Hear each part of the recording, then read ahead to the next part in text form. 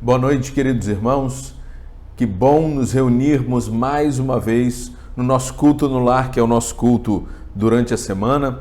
Temos tentado nos encontrar uma vez por semana, no meio da semana, que seria correspondente ao nosso culto de oração, que nós tínhamos então toda quarta, mas o nosso culto aqui acontece ou quarta ou quinta, eventualmente às sextas-feiras. E nós temos tido o privilégio de, nesse culto, compartilhar coisas mais preciosas para nós, tempo de gratidão a respeito da vida, agradecendo pela vida dos nossos irmãos que celebraram mais um ano de vida, bodas de casamento. Tem sido um momento, então, mais íntimo e eu quero incentivar você a mandar uma mensagem para os seus irmãos, da própria igreja, seus irmãos ou de outra igreja, seus familiares, passar o nosso link, faça um convite pessoal, aquela pessoa que você não costuma ver aqui nesse culto, uma amiga, um amigo, mande lá mensagem: fulana, vem assistir o culto comigo aqui, estamos juntos agora, nessa quinta-feira à noite, para louvarmos a Deus juntos, para adorarmos a Deus juntos, para crescermos juntos.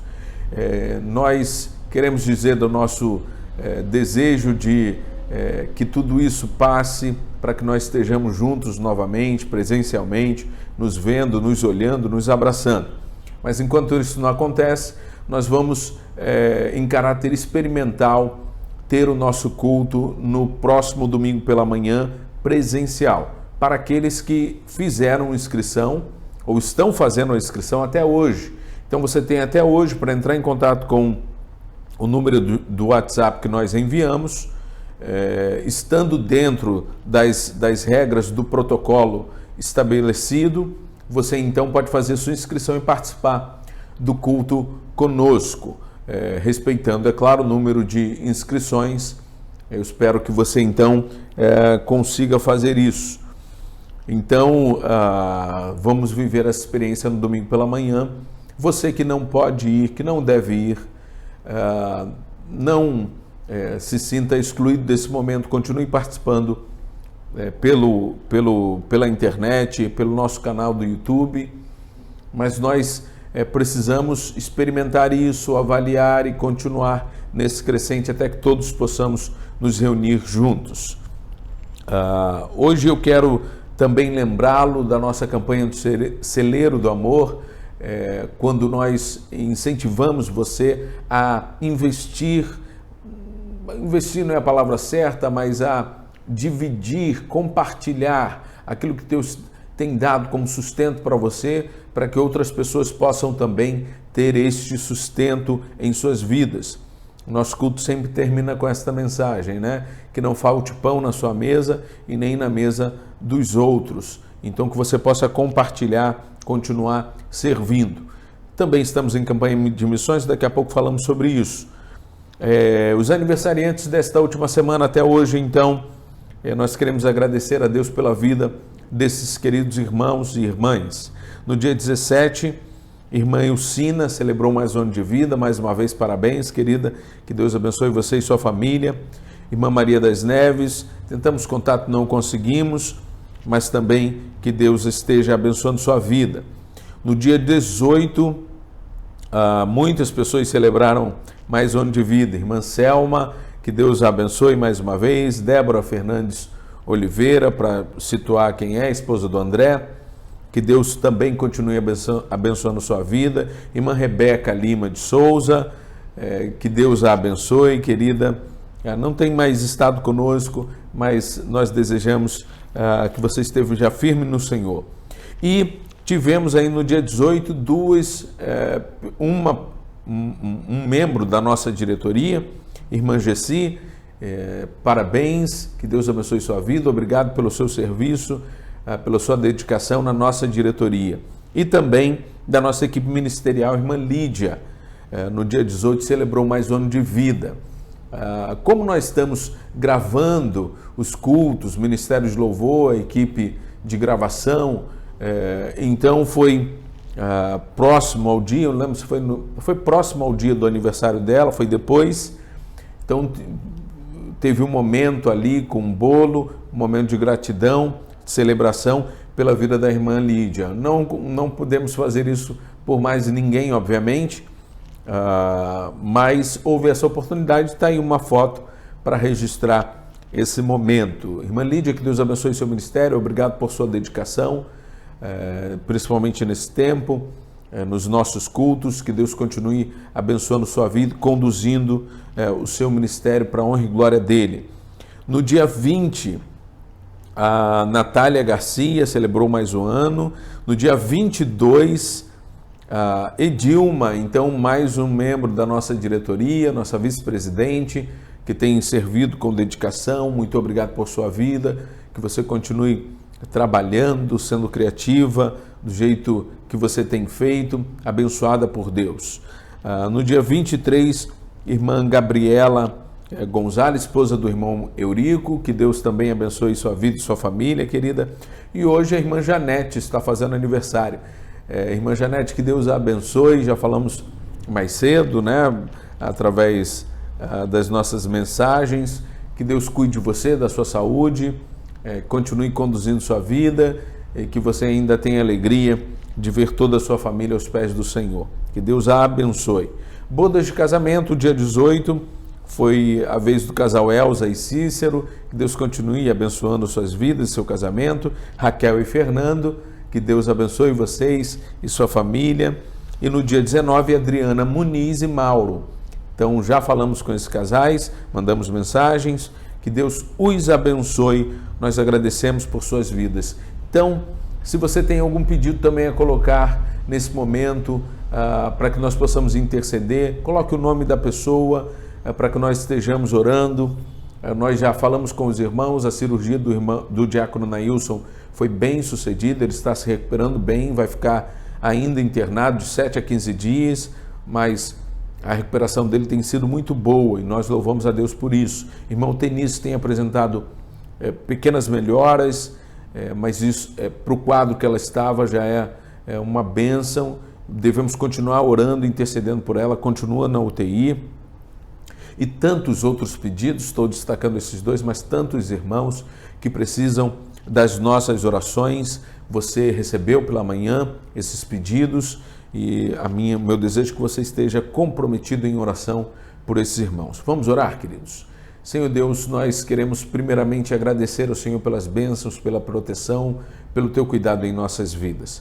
Obrigado pela vida de cada irmão que celebrou mais um ano de vida, pelas bodas de casamento, são tantos irmãos. Nós louvamos o Teu nome pela vida de cada um, pelo ministério, pela família, Senhor, de cada um deles, em especial pela irmã Janete, que hoje celebra mais um ano de vida, que ela esteja conosco aqui celebrando através desse culto. Nós Te louvamos pela vida da Tua serva, também pela vida da irmã Lídia, Senhor, que tem servido no ministério, se dedicado. Muito obrigado por sua vida, Senhor Deus, continue abençoando e dando direção para que ela possa continuar te servindo e influenciando a vida de muitos irmãos. Tantos irmãos, irmã Dilma, Gessi da diretoria, que o Senhor continue abençoando, Senhor Deus, e a cada um, Senhor, no seu desafio, na sua dificuldade, Senhor Deus, dando saúde, Senhor, prosperidade, dando alegria de te servirem com toda a sua vida, com todo o seu coração, Senhor.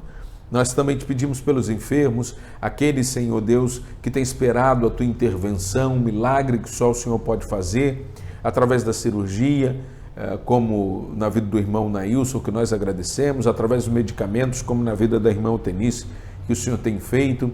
Mas nós pedimos a Tua intervenção, Teu cuidado, Senhor Deus, restaurando a saúde dos nossos irmãos, a nossa saúde, Senhor, a de cada um que está na lista dos nossos pedidos, a de cada um que colocou o seu nome ou o nome de alguém nesse chat. O Senhor conhece a cada um e nós pedimos, Senhor, que o Senhor fortaleça a nossa fé, que nós possamos confiar em Ti, esperar em Ti, que nós possamos, Senhor, a cada dia, Senhor, estar vivendo um tempo de maior conhecimento da Tua palavra e de um relacionamento mais profundo contigo, Senhor. Por isso pedimos, perdoa os nossos pecados, perdoa quando falhamos em Te buscar, quando falhamos, Senhor Deus, em Te amar, em Te adorar. Ajuda-nos, Senhor Deus, a superarmos nossas limitações e fraquezas, para que possamos viver uma vida que Te agrade, Senhor Deus. Pedimos também para esta campanha missionária, que o Senhor nos abençoe, que o Senhor nos abra o nosso os nossos olhos, Senhor, espirituais, e também a percepção do que aquilo que temos, Senhor, é para te servir e para expandir a obra missionária, que nós não possamos reter aquilo que é teu e possamos então investir em oração, em compromisso com a pregação da palavra, mas também no sustento desses queridos missionários que estão nos campos, Senhor. Assim nós suplicamos em nome de Jesus Cristo. Amém. Querido, nós queremos que você conheça um pouco mais da campanha. A campanha está dividida em algumas ênfases e a ênfase de hoje é porque Ele me amou, eu oro. E você vai ver um testemunho de algumas crianças que em oração e com a sua vida e com o seu convite, sua pregação, alcançaram algumas pessoas para Jesus. Então nós vamos ver esse vídeo da nossa campanha de missões nacionais, porque Ele me amou.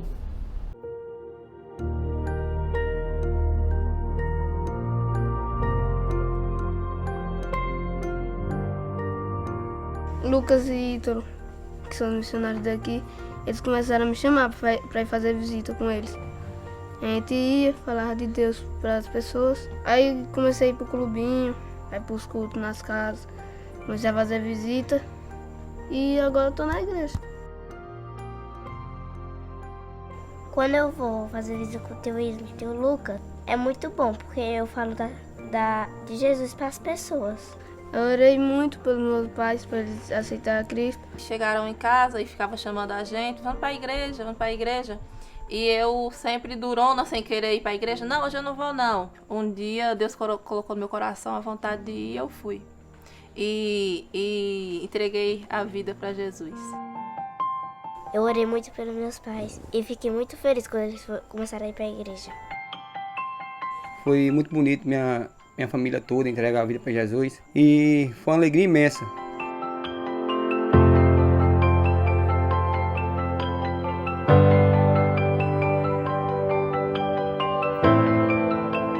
Além dos meus pais, eu ganhei a vida da minha avó para Jesus também. Ela começou a ir para os cultos com a gente, aceitou Jesus também, quer se batizar.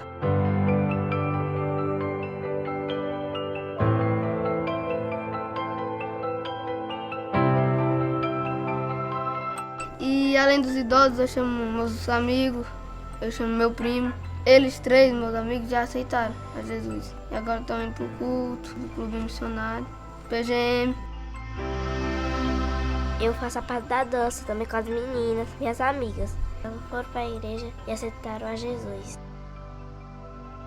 Por agora eu não tenho idade, mas quando eu crescer eu quero ser um radical sertanejo. Junte-se a nós em oração e aceite o desafio de sustentar cada vez mais os projetos que influenciam diretamente na vida de crianças como Derek e Tainá e de milhares de brasileiros que ainda não conhecem o amor de Deus. Quão grandes são os desafios da obra missionária em nosso país. Nosso alvo para missões nacionais é de R$15 mil. Até ontem, no dia 23, nós somamos e alcançamos R$3.120. Então ainda faltam aí R$11.880 para nós chegarmos ao nosso alvo e nós queremos ultrapassá-lo. Então se você ainda não transferiu, não entregou sua oferta, faça isso o mais rápido possível, não deixe para o final, para que nós então possamos alcançar o nosso alvo o mais rápido possível. Nós queremos agora louvar ao Senhor com a música, com o hino de missões, então vamos adorar a Deus juntos com este hino que nos lembra que o Senhor, que Deus nos amou primeiro e por isso nós o amamos e por isso nós o servimos. Vamos louvar a Deus.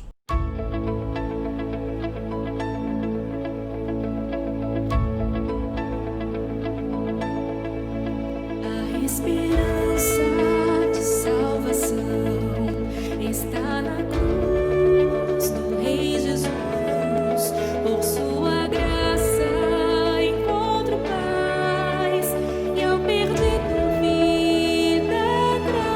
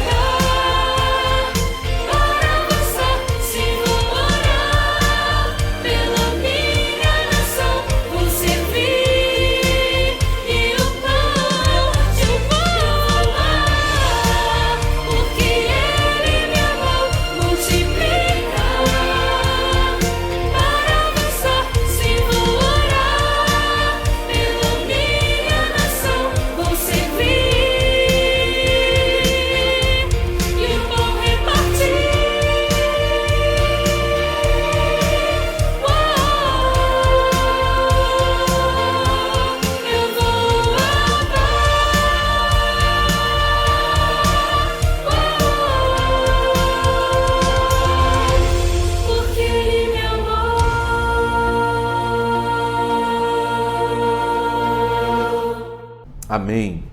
Queridos irmãos, nós estamos falando e vamos continuar falando sobre como Jesus respondeu aos clamores das pessoas no seu tempo, nas cidades e povoados por onde ele andou.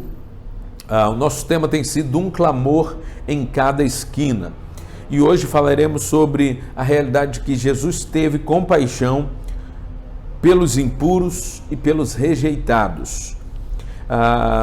Dessa vez estou usando algumas informações interessantes da enciclopédia Merrill Tenney. Eu sei, toda vez que eu falo uma pronúncia assim, desse jeito, você fica impressionado. É assim mesmo. Coisa internacional, nosso culto. E um artigo acadêmico interessante de Darlan Roberto dos Santos. Em alguns momentos eu vou citá-los, mas se esquecer de citá-los, estão aqui mencionados.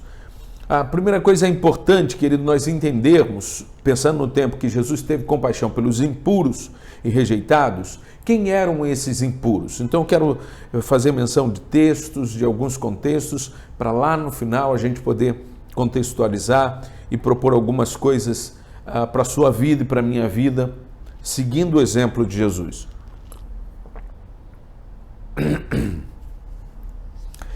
Primeiro, no sentido mais amplo, o impuro ou algo impuro era aquilo ou tudo aquilo que estivesse fora da esfera da santidade, daquilo que se aproximasse de Deus e da sua pureza e da sua vontade e daquilo que ele determinou que o homem deveria ser e as coisas deveriam ser.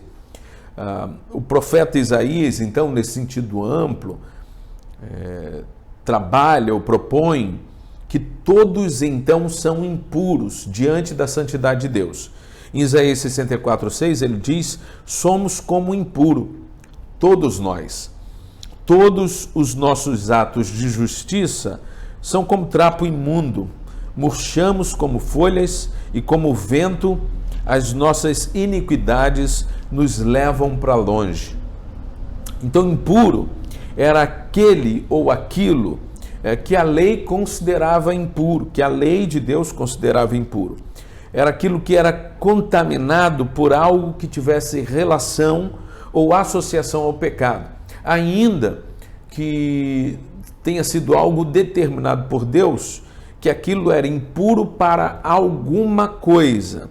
Alguns animais, então, eram impuros para o alimento e para a relação com o povo, alguns tipos de relação. A gente tem que lembrar que tudo que Deus criou foi bom, mas com a mancha do pecado, como nós estamos vendo na série de sermãos de domingo, que a questão da queda do homem carregou consigo, então, e manchou a própria criação de Deus. A impureza, então, ela poderia ser uma característica nata, ou seja, que era intrínseca ao ser, porque ele era um animal impuro ou porque ele era considerado até uma pessoa impura do seu próprio nascimento, desde o seu próprio nascimento. Ou era algo que poderia ser adquirido por contaminação. Então, o que poderia ser impuro? Poderiam ser impuros pessoas, animais, comidas, lugares e objetos. Tudo isso na lei, a lei trazia especificações a respeito da impureza desses elementos. Primeiro, os animais eram considerados puros ou impuros, como eu mencionei. Essa impureza era transmitida pelo ato de comer desses animais ou de tocar nos seus corpos mortos. A gente vê isso lá em Levítico 11, Deuteronômio 14. Vemos então que alguns animais não poderiam ser comidos pelo povo por causa de algumas características, talvez naquele tempo até por causa a questão da higiene com alguns tipos de carne. Nós não entendemos plenamente todos os motivos, apesar de muitos biblicistas e pesquisadores afirmarem algumas coisas, mas nós vemos no relato bíblico que animais eram puros e impuros, mas tocar nos corpos mortos, tanto de animais puros e impuros, como nós vamos ver em seguida, se o animal morresse de forma natural, o seu corpo morto era considerado impuro, independente dele ser um animal puro ou impuro. Ficou confuso? Os animais eram puros ou impuros por si. Quando você os matava para o sacrifício ou para se alimentar, um animal puro, você podia tocar no corpo desse animal morto, porque você o matou com esse propósito. Mas se esse animal puro morresse naturalmente, você encontrasse um corpo de um animal morto, você não deveria tocá-lo, você se tornaria impuro. Então, todos os corpos mortos por causas naturais produziam impureza no homem, quer seja o corpo de um animal, como falamos, ou quer seja o corpo de um ser humano. Então, um ser humano encontrado morto por causas naturais também, você não poderia tocá-lo. E ainda que não fossem causas naturais mais desconhecidas, você não deveria tocá-lo para não se tornar impuro. E sempre tinha um ritual para limpar a impureza. Então a própria lei trazia um tipo de lavagem, um tipo de oferta, um tempo que você deveria ficar sem tocar nas pessoas, sem sair eventualmente, para que você se tornasse puro novamente. Mas como falamos, mesmo um homem que foi morto na guerra, nós estamos então usando o mesmo critério usado para o animal que é morto para um sacrifício ou para se alimentar, ele não é impuro. Mas se um homem é morto então na guerra, se Israel está em guerra e estivesse em guerra e aquele soldado israelense matasse um homem, ele não se tornaria impuro por tocar naquele corpo que ele acabou de matar, porque ele está nesta missão, nesse propósito, por mais estranho que isso seja. Também eram considerados, a pessoa se tornava impura quando ela tinha uma relação sexual proibida. Então, todas as relações sexuais proibidas e que a lei determinava que eram imoralidades, eram impurezas, essas pessoas se tornavam também impuras. Além disso, está em Levítico 18, o sangue também, alguns fluidos do corpo humano deixavam a pessoa impura. Nós podemos ver isso também no texto bíblico e podemos ver principalmente na situação das mulheres, as questões do parto, a mulher se tornava impura. Nós já falamos tanto isso sobre a questão de Maria, quando teve Jesus, o período que ela ficou até ir ao templo. A própria menstruação da mulher a tornava impura por causa do fluxo de sangue. O que nós também vimos é que o termo impuro era usado para os leprosos. A pessoa que tinha uma doença, e na Bíblia a lepra, ela não se tratava apenas da hanseníase que nós conhecemos hoje, uma doença específica, mas quase todo tipo de doença de pele era chamada de lepra então. E esse tipo de doença na pele era algo que tornava alguém impuro, a ponto dessa pessoa ter que ficar distante de toda a comunidade até ser curado ou talvez para sempre. Então, além da lepra, outras enfermidades tornavam as pessoas impuras, como enfermidades que trouxessem feridas, ainda que não fosse o problema principal na pele, mas que elas se manifestassem na pele. Então havia uma grande dificuldade com enfermidades que maculassem a aparência da pessoa, chagas e qualquer outro tipo de deformidade também. Por exemplo, na tribo dos levitas, os homens que tinham algum tipo de deficiência, seja físico ou intelectual, eram impedidos, proibidos de exercer seu ministério sacerdotal no templo. Somente aqueles que tinham um corpo chamado perfeito, considerado perfeito. O que nós vimos na palavra é que Jesus ele traz um novo entendimento sobre o que era puro e impuro. Nós falamos sobre isso e depois vamos ver alguns exemplos do que Jesus, então, como Jesus tratou, como ele teve compaixão das pessoas consideradas impuras e das pessoas que eram rejeitadas.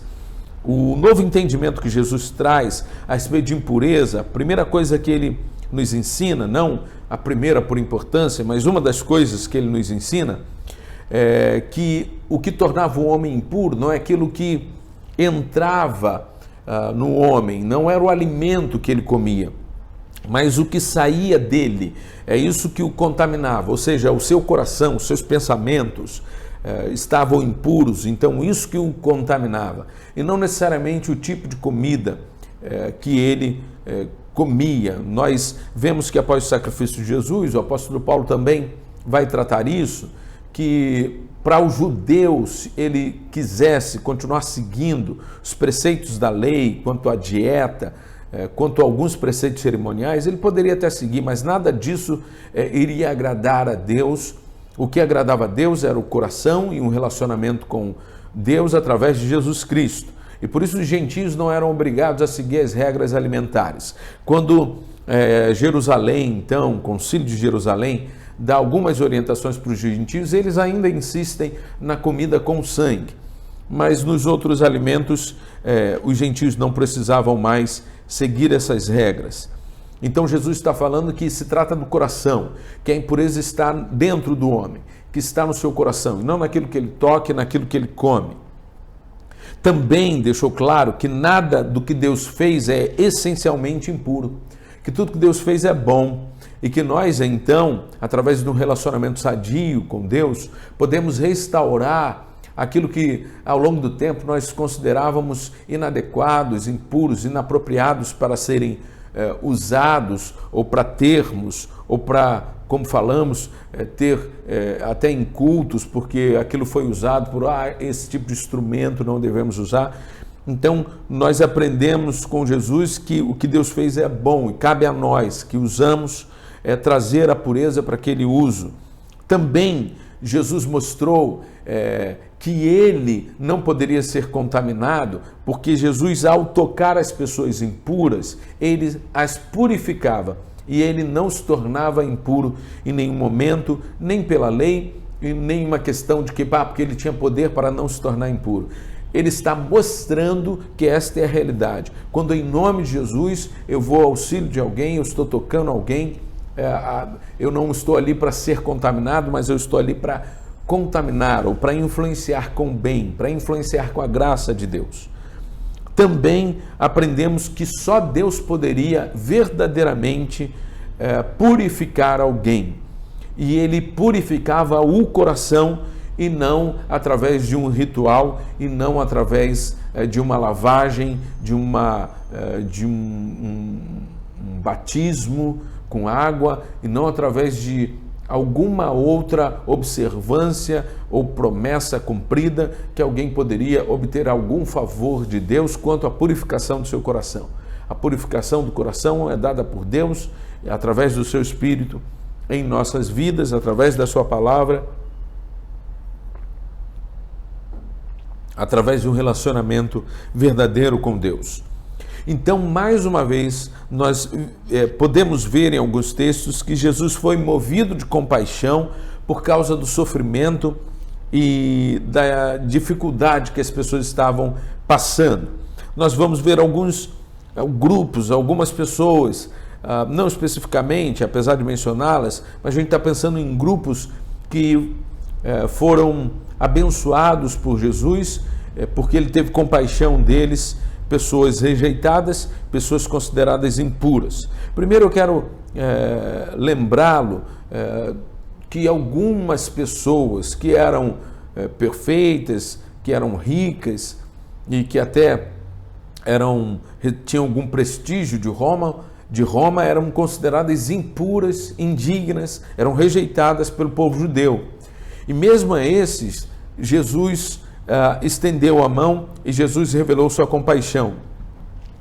Obviamente eu estou falando novamente do caso de Zaqueu. Nós conhecemos a história, está em Lucas 19, 5 a 10, quando Jesus decide entrar na casa de Zaqueu, um publicano, um cobrador de impostos, a serviço de Roma, trabalhando contra o seu povo. E nós vemos que ele teve compaixão de Zaqueu, e o texto diz que Zaqueu se arrepende, e o Senhor falou: hoje houve salvação nesta casa, porque este homem também é filho de Abraão, pois o Filho do Homem veio buscar e salvar o que estava perdido. E nós entendemos então que Jesus teve compaixão por aqueles que eram criminosos, que estavam contra a lei, como nós mencionamos anteriormente, está aí na linha dos políticos, gente que nós olhamos e que nós desprezamos, que achamos que não merece nossa confiança, e muitos não merecem, mas nós precisamos agir com compaixão por eles. Nós precisamos entender que precisam da graça, do amor, do evangelho, precisam de salvação, precisam ser restaurados, e nós não devemos agir com preconceito para com essas pessoas. Jesus teve compaixão dos rejeitados, inclusive daqueles da elite, que eram rejeitados pela religião, pelo povo, inclusive daqueles criminosos. Eu poderia mencionar, eu menciono depois, quando eu falar então especificamente criminosos, ou melhor, eu vou incluir já nesse momento, quando nós vemos na crucificação de Jesus que ele teve compaixão daquele criminoso que durante boa parte da sua vida até aquele momento apenas fez coisas contrárias cometeu crimes contrários à vontade de Deus, contra o povo, talvez, inclusive, e ele estava ali sendo condenado ao lado de Jesus. No texto de Lucas 23, 39 a 43, diz que um dos criminosos que estavam ali dependurados, lançava insultos contra Jesus, lançava-lhe insultos, dizendo: você não é o Cristo, salve-se a si mesmo e a nós. Mas outro criminoso repreendeu, dizendo: você não teme a Deus? Nem estando sob a mesma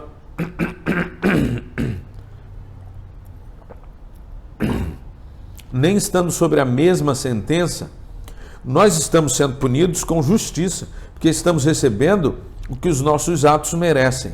Mas este homem não cometeu nenhum mal. Então ele disse: Jesus, lembra-te de mim quando entrares no teu reino. Jesus lhe respondeu: eu lhe garanto, hoje você estará comigo no paraíso. Nós vemos que pessoas que cometeram crimes, pessoas que para nós devem apodrecer na cadeia e devem pagar pelos seus crimes na cadeia. Nós não temos pena de morte aqui, mas naquele tempo, então, sob domínio de Roma, pena de morte era uma coisa simples e comum. Nós devemos ter compaixão por essas pessoas que são bandidos, criminosos, traficantes, pessoas que estão contra nós, querendo inclusive o nosso mal, querendo inclusive nos matar muitas vezes, mas Jesus nos ensina a ter compaixão por esses também rejeitados e até criminosos. Estou exagerando? Eu não posso fazer nada, querido, queria te ajudar, queria poder te dizer que está liberado, compre aí sua arma, fique em casa, ao ver um criminoso, saia dando tiro. Mas isso é uma outra política, não é a política do reino de Deus. No reino de Deus, querido, nós somos chamados para ter compaixão por aqueles que cometem crimes. Nós devemos levar o evangelho a eles, porque eles precisam de salvação e de perdão. Também vimos que Jesus teve compaixão por aqueles considerados impuros por causa do tipo de pecado que cometiam, e pecado do corpo, da imoralidade sexual. Então nós vemos que Jesus teve compaixão pelas prostitutas, que Jesus teve compaixão inclusive pelos religiosos. É claro que a gente está falando aqui dos fariseus, que eram falsos, que não tinham relacionamento, muitos deles, não todos, mas não tinham um relacionamento verdadeiro com o Senhor, estavam presos a regras e viviam então oprimindo o povo e considerando-se maior, e o pecado deles diante de Deus muitas vezes era pior do que muitas outras pessoas que estavam no erro, mas reconheciam que estavam pecando contra Deus. Nós vemos um relato em Lucas 7, 36 a 39, uma história conhecida, quando Jesus é convidado a comer na casa de Simão, um fariseu, e ali ele vai jantar, se reclina à mesa. Os jantares, então, naquela época, a porta ficava aberta, haviam janelas, havia um acesso, as pessoas chamavam as pessoas para esses eventos, era costume, então, que isso fosse visto pelos outros, assistido por quem estava fora. E esta mulher, então, entra e ela começa, então, diz o texto, ela traz um frasco de um perfume, um frasco de alabastro com perfume, e ela vai por trás de Jesus, porque a posição então que se reclinava à mesa, né, sobre o seu braço esquerdo, você se reclinava, talvez nesse contexto, numa grande almofada, os seus pés ficavam para fora, e essa mulher chega ali por trás e ela então começa a derramar esse perfume sobre os pés de Jesus, e ela está chorando, e ela começa a enxugar, a molhar os pés de Jesus também com suas lágrimas, e depois a enxugá-los com seus cabelos, soltando seus cabelos. Atitudes totalmente inconvenientes para uma situação pública, principalmente de uma mulher, cabelos longos, soltos, fazendo isso, chorando, e então passando perfume publicamente nos pés de um homem que seria desconhecido para ela. Aqui nós vemos que essa mulher possivelmente já tivesse tido encontro com Jesus, ouvido Jesus falar e sido tocada pelo amor de Jesus, e ela vem com um coração de gratidão para ter esse momento e oferecer algo precioso para Jesus. E Simão, quando vê isso, ele imagina então, no seu coração, se esse homem fosse profeta, ele saberia quem é essa mulher, uma pecadora. E Jesus então, pelo Espírito e pelo Pai, ele percebe o que Simão está pensando, ele propõe uma parábola e depois pergunta a Simão, naquela parábola, a quem é mais perdoado. Simão chega à conclusão que aquele que é mais agradecido é quem teve um perdão maior da sua dívida.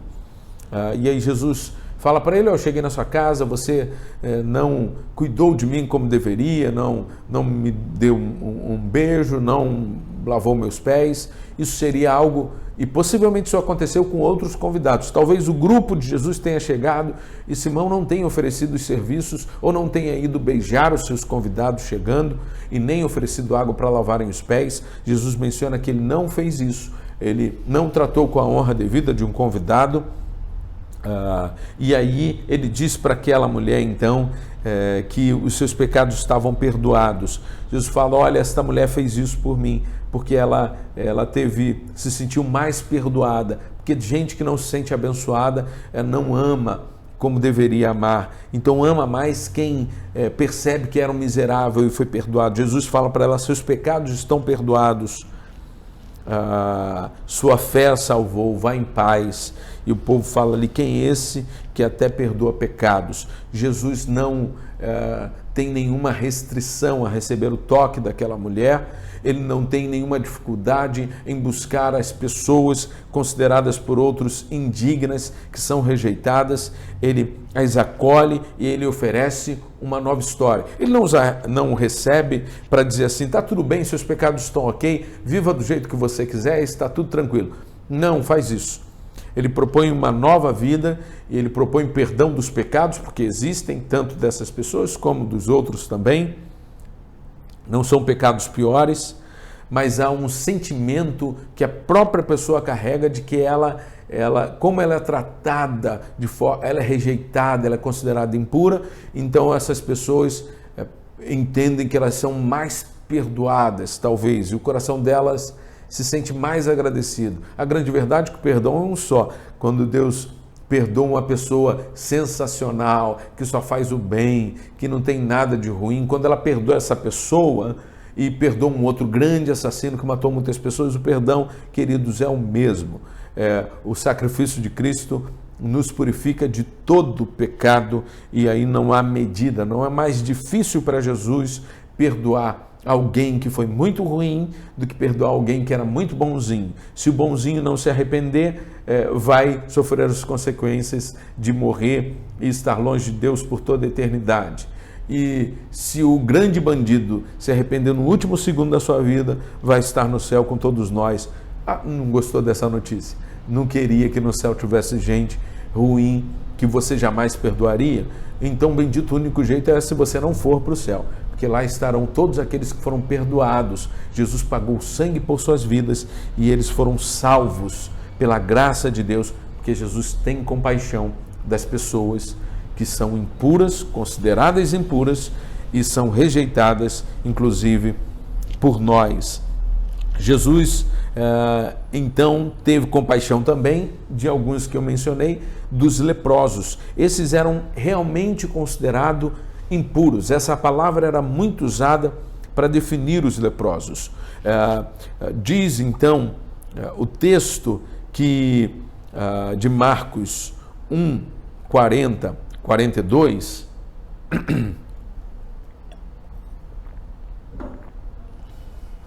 um leproso aproximou-se dele e suplicou-lhe de joelhos: se quiseres, podes purificar-me. Cheio de compaixão, Jesus estendeu a mão, tocou nele e disse: quero, seja purificado. Imediatamente a lepra o deixou e ele foi purificado. Os leprosos nos dias de Jesus eram abandonados pela sociedade, abandonados por sua família. Como eu falei, a lepra não era só a hanseníase, mas eram todas as doenças de pele, mas as características comuns eram peles com lesões, e dependendo da duração efetivamente da lepra, da hanseníase, por exemplo, muitos deles tinham perdido as extremidades do corpo, dedos, das mãos, dos pés, orelhas, dentes, nariz. Eram pessoas vistas com muito desgosto, com muito nojo pela sociedade. Eles não queriam nenhum tipo de proximidade. A lei, inclusive, exigia que os leprosos vivessem num acampamento longe das cidades, deveriam manter uma distância de pelo menos 100 metros daqueles que não eram enfermos. Os pesquisadores, então, afirmam isso. Usar um sino alertando a respeito da sua presença, porque quando estivessem caminhando por uma estrada, ao ouvir aquele sino, as pessoas saberiam que ali naquela parte tem um leproso e iriam desviar. Então, na verdade, os leprosos que deveriam desviar-se da estrada, ou quando alguma pessoa estivesse passando próximo ao lugar onde eles estivessem, eles tinham que gritar: impuro, impuro.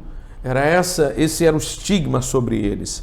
Em Lucas 13:45 afirma: quem ficar leproso, apresentando quaisquer desses sintomas mencionados anteriormente no texto, usará roupas rasgadas, andará descabelado, cobrirá a parte inferior do rosto e gritará: impuro, impuro. Esse era o tipo de vida que eles levavam. Os leprosos tinham que deixar suas esposas, seus filhos, seus empregos, perdiam o respeito, perdiam todos os seus direitos, não tinham uma vida religiosa, não tinham esperança de dignidade.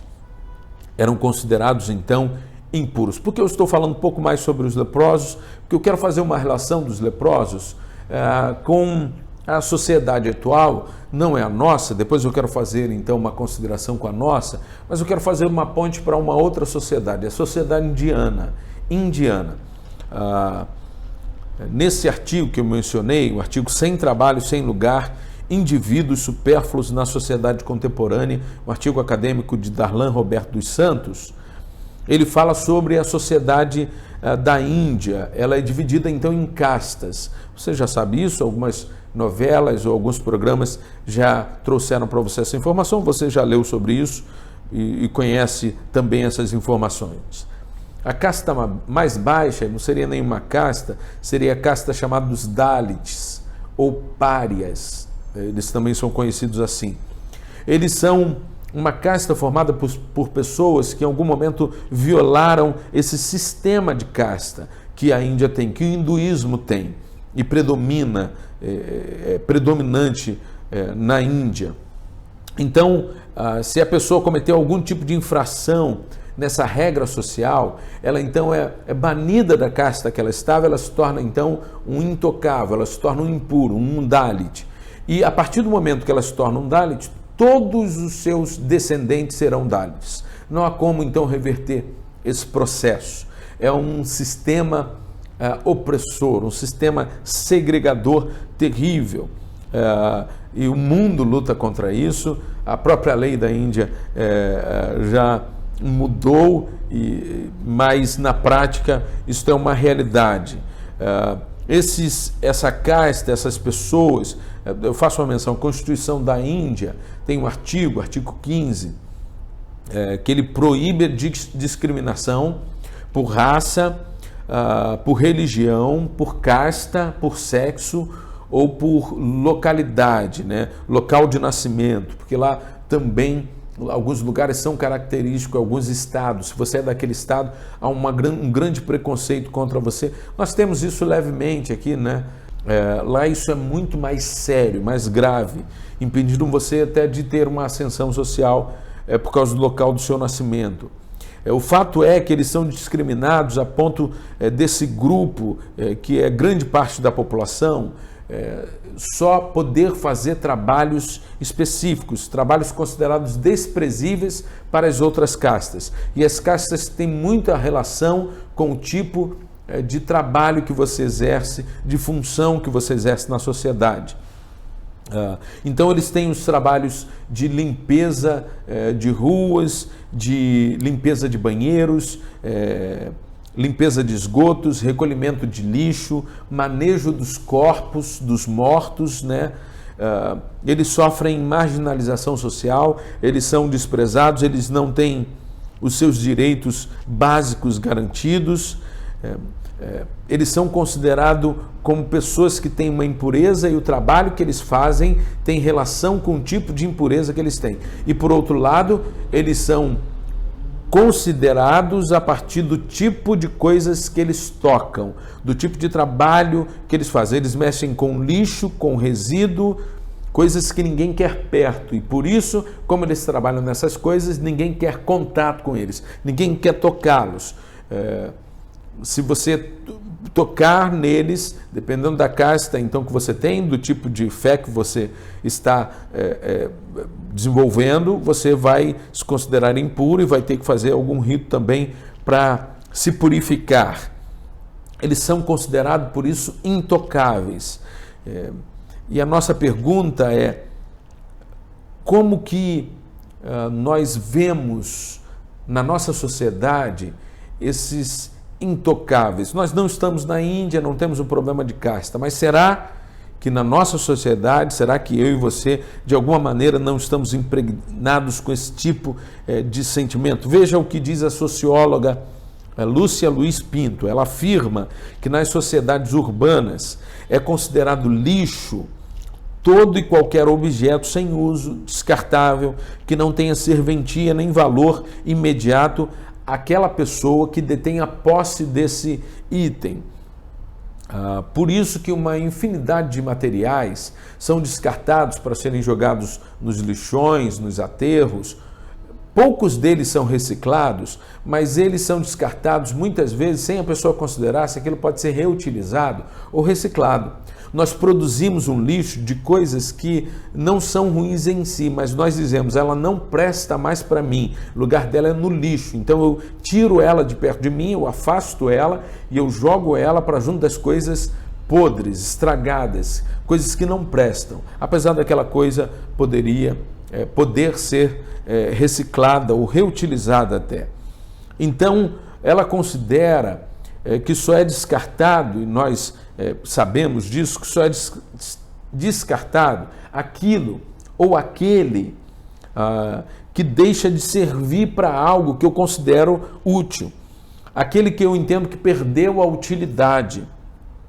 Quem define que ele perdeu a utilidade, que ele não é mais útil, que ele não serve mais? Quem define é quem tem o poder.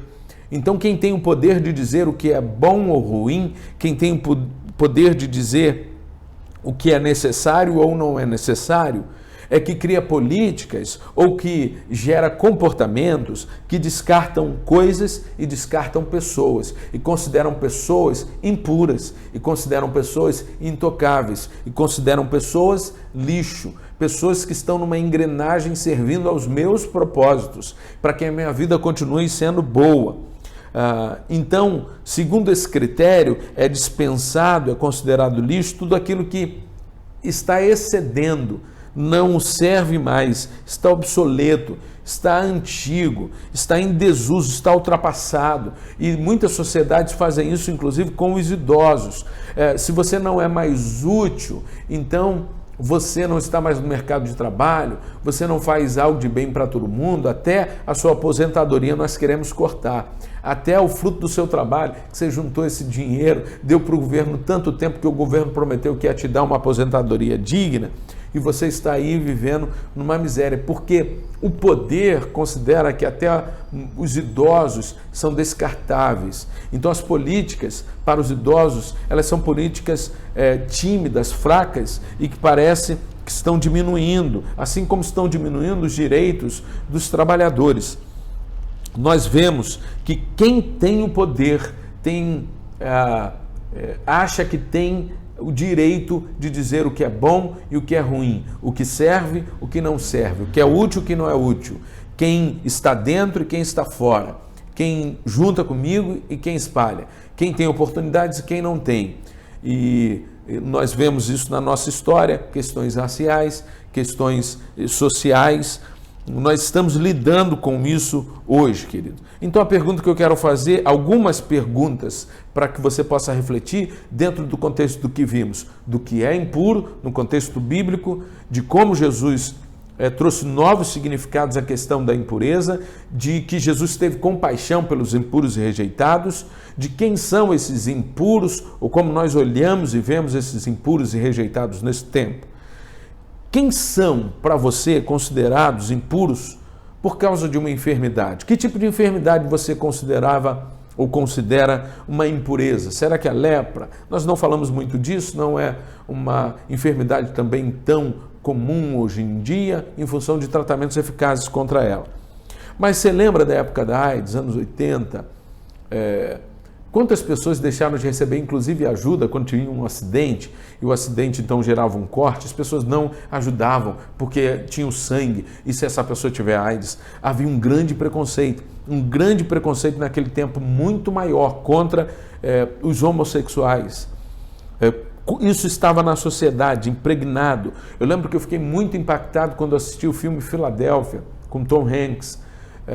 A situação daquele homem, aquele caso, eu fiquei muito impressionado em como nós estávamos cegos e impactados com tudo aquilo. Hoje em dia, será que você tem preconceito, por exemplo, de alguém que está com Covid, alguém que teve essa enfermidade? Nós vimos algumas notícias aí de que gente que estava sofrendo preconceito por já ter tido essa doença.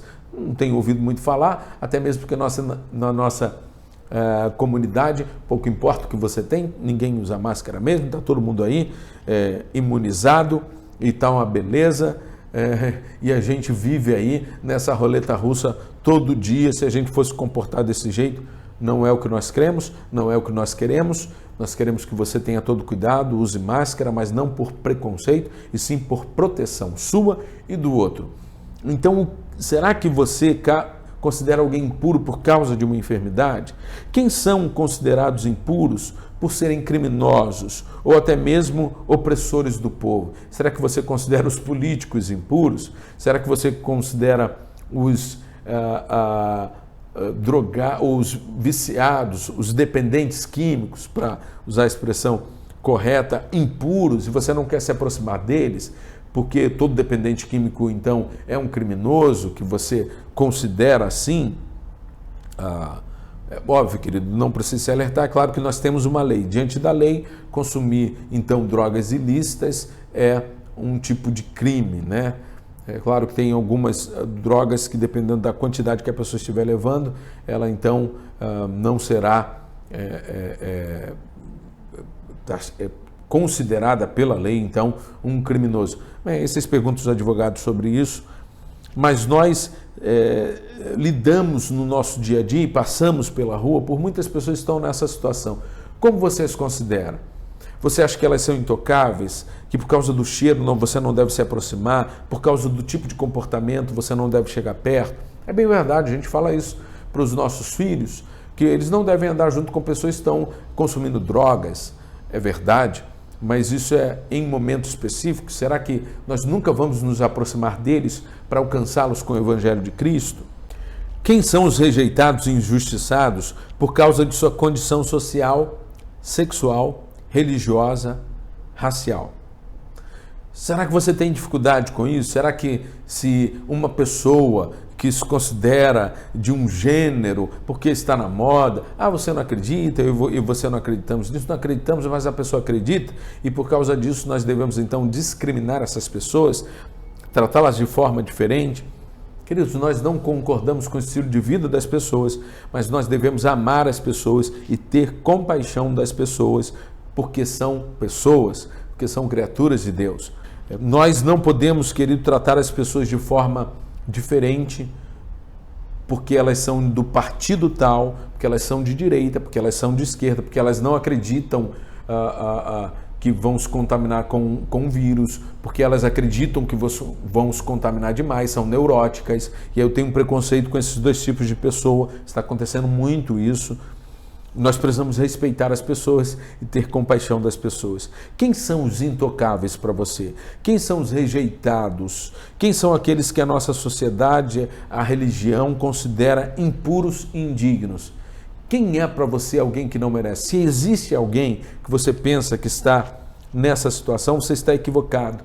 Quem sabe você considera impuro, considera indigno os sem teto, ou os sem emprego, os sem recursos, os sem educação, os sem família, os sem cultura, os sem perfume, porque fedem, porque cheiram mal, os sem vergonha, os sem dignidade, os sem recursos, os sem esperança, sem estudo, sem direitos, sem pudor, sem oportunidades, sem respeito. Quem são essas pessoas?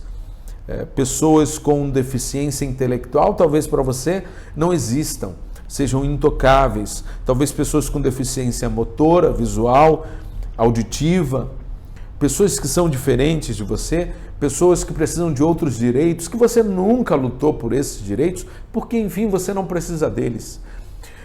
Nós, queridos, precisamos ter compaixão, e eu não vou mencionar de forma específica todas essas questões, porque eu quero te dar um contexto geral e te chamar a atenção para isso. Como nós podemos ter compaixão? Como a compaixão vai nos mobilizar? Nós não podemos lutar todas as lutas, não é isso, querido? Nós somos uma igreja pequena, nós estamos na comunidade, nós somos poucos se engajam na liderança, nos ministérios, mas nós, queridos, precisamos escolher nossas lutas, e as nossas lutas dependem muito de quantas pessoas, de se você, de se sua família, de se nós vamos dizer para Deus: eu estou aqui, eu estou ouvindo os clamores e eu quero ser uma resposta para esses clamores, porque meu coração está cheio de compaixão. Então, se você se levanta, eu lhe pergunto: para quem você está se levantando? Por quem você está se levantando? A quem você estende a mão? Porque Deus precisa levantar algumas pessoas que se dispõem para que essas pessoas possam também mobilizar outros a escolher as mesmas lutas. Então, querido, eu pergunto: se nós não podemos lutar todas as lutas, quais são as nossas lutas? Para cada luta, eu pergunto: quem são aqueles que vão se dispor para servir? Não, eu estou aqui que eu vou liderar, eu vou comandar, eu vou mandar... Não, para servir. Quem quer servir? Talvez quem queira servir possa até nos liderar, mas quem só quer liderar não pode servir junto. Então a gente precisa de gente que nos conduza em serviço. Então, quem somos nós? Ou quem são vocês? Na compaixão pelas crianças da comunidade, quem é que vai servir? Quem vai ter o coração cheio de compaixão e quem vai dizer: nós devemos tocá-las, elas não são impuras, nós devemos então ajudá-las. Nós temos muitas pessoas que já servem, glória a Deus por isso. Quem mais virá? Na compaixão pelos idosos da nossa comunidade e até pelos idosos da nossa igreja e da nossa cidade. Quem vai dizer: eles não são descartáveis, não, eles não são inúteis, eles não são excedentes de uma sociedade produtora que só visa quem está produzindo. Não, eles têm espaço, eles têm vez, eles conquistaram isso e nós devemos honrá-los. Nós já temos pessoas que fazem isso, glória a Deus por isso. Na semana que vem teremos um momento então de homenagem aos idosos. Vocês conhecem os irmãos, não vou mencionar nenhum dos irmãos que estão servindo nessas áreas. Eu vou perguntar a você: e você? Será que você também deve estender a mão a esses idosos para fazer um trabalho com os idosos da nossa comunidade, para estender a mão e revelar compaixão? Quem está disposto então a se integrar na compaixão de meninos e meninas de 9 a 17 anos? É uma idade característica, né, que nós estamos falando, são nossas mensageiras embaixadores. Muitas pessoas já têm feito esse trabalho, muitos líderes, glória a Deus por suas vidas, mas será que não é um tempo de você dizer, eu quero estar pronto para servir, para estender minha mão, para dizer que essas meninas e meninos devem ser abraçados, devem ser amados, porque eu tenho compaixão por eles. Na compaixão pelas pessoas em situação de rua. Nossa igreja também tem pessoas que têm compaixão por eles, nós louvamos a Deus por isso, mas quem mais tem compaixão? Quem vai dizer, eles não são intocáveis, eles devem ser incluídos, eles devem ser amados, eles não são impuros, eles devem receber a pureza do coração através da mensagem do Evangelho. Só Jesus Cristo pode libertá-los e transformá-los, e nós queremos ser instrumentos para isso. Quem, queridos, vai também se levantar na inclusão das pessoas com diferentes deficiências? Quem vai se levantar pelos surdos? Quem vai se levantar pelos autistas? Quem vai se levantar pelos que sofrem deficiências, outras deficiências intelectuais e motoras?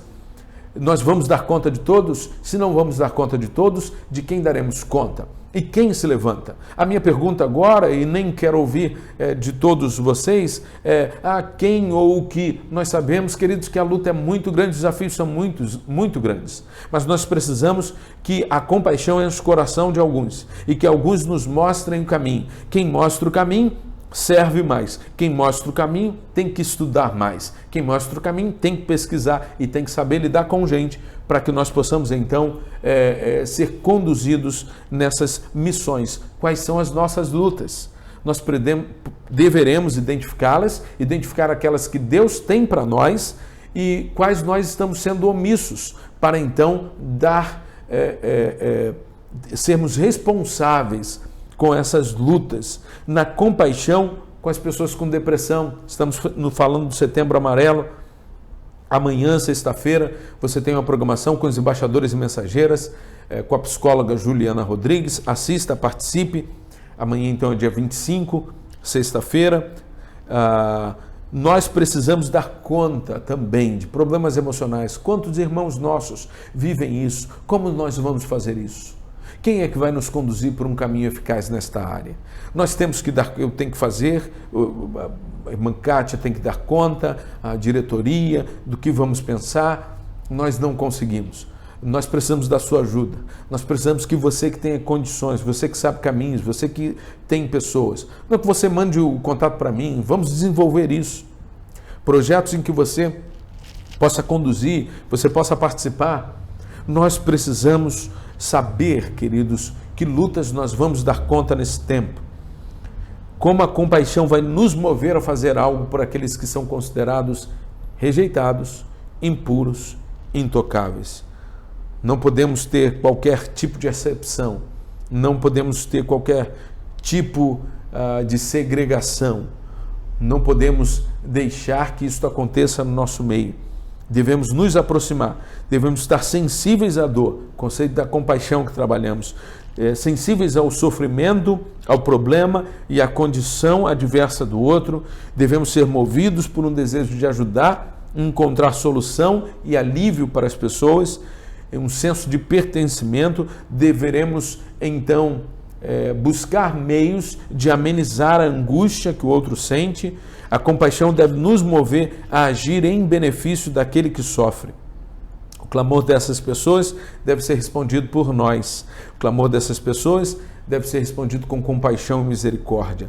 O clamor dessas pessoas deve ser respondido com a mensagem de arrependimento e salvação. 1 João 1,9 diz: se confessarmos os nossos pecados, Ele é fiel e justo para perdoar os nossos pecados e nos purificar de toda a impureza. Eles precisam saber dessa mensagem, que aqueles que precisam de arrependimento, se arrependerem, serão curados. Aqueles que não sabem que precisam de arrependimento, mas o arrependimento não está ligado ao problema que eles têm, e assim ao pecado, a necessidade de perdão, porque são pecadores também, independente da sua condição. Nós precisamos pregar o Evangelho para todos. Eu quero terminar esse culto, então, ouvindo com você uma canção. uma música do Coro Atos. Ela estava naquele musical que nós vimos dos 30 anos, mas eu quero trazê-la de volta.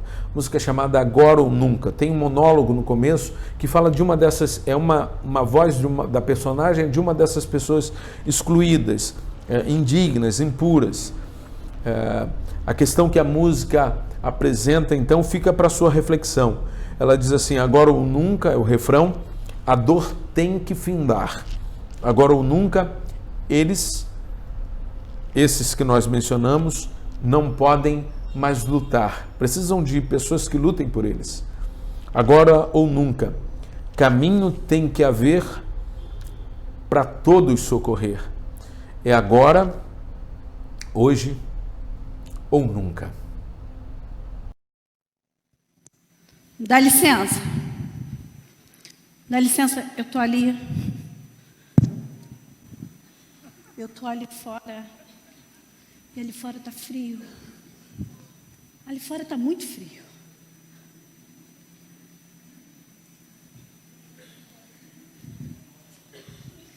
Eu tô nas trevas. Eu tô nas trevas, sim.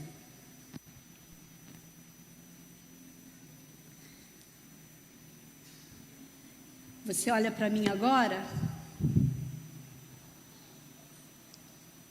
e sente nojo. Quando eu passo na rua pelas pessoas, elas olham para mim, elas viram a cara. E quando eu peço para pagar uma comida, elas viram a cara, fingem que não veem. Quero te dizer uma coisa. Eu já estive aonde você está. Eu vesti uma roupa cheirosa como a sua. E aí, eu entrei em depressão. Depois da depressão, eu fui buscar alívio nas drogas. Meus amigos da faculdade, meus familiares, não aguentaram mais comigo. Então eu fui para a rua. O fundo e um pouco mais fundo. Olha, eu não sei de quem é a culpa. Alguns dizem que é do governo. Alguns dizem que é do social. Eu sei de quem é a culpa. Mas eu estou nas trevas. E na rua eu tive um filho. Ai, meu filho, a minha alegria. Tinha muito o que comer. Não tinha um berço bonito para dar. Esse era meu filho.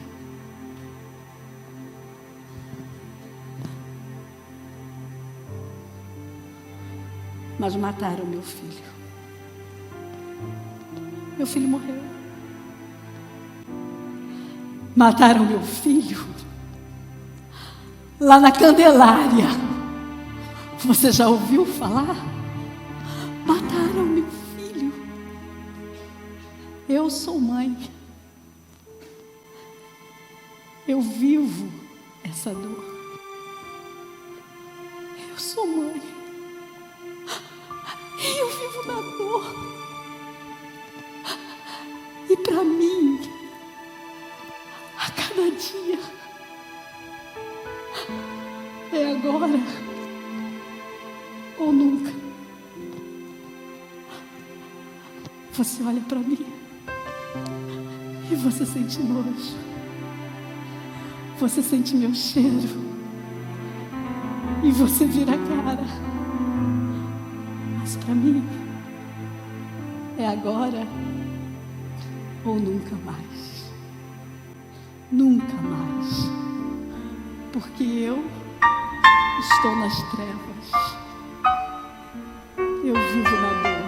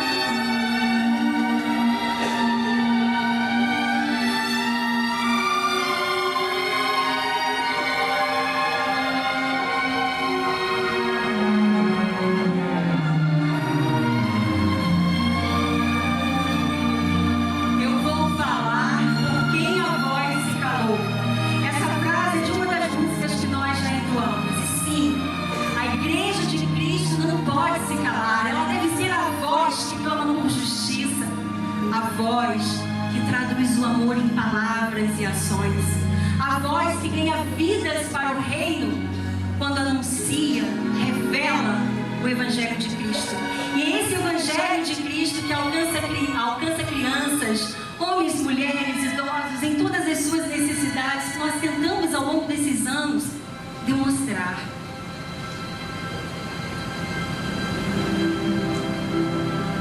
Viver a santidade, decidir, escolher Deus, isso é uma decisão diária. A cada dia a gente deve fazer essa escolha. Que esse seja o nosso legado para sempre. Que o Espírito Santo nos renove a cada manhã, para que nós andemos sempre no tom do amor de Deus, entendendo que o nunca não existe. Nós precisamos viver o agora, porque a luta continua e há batalhas para vencer. Mas nós, todos nós, seguiremos com Cristo, porque Ele cuida de mim, de você e de todos nós.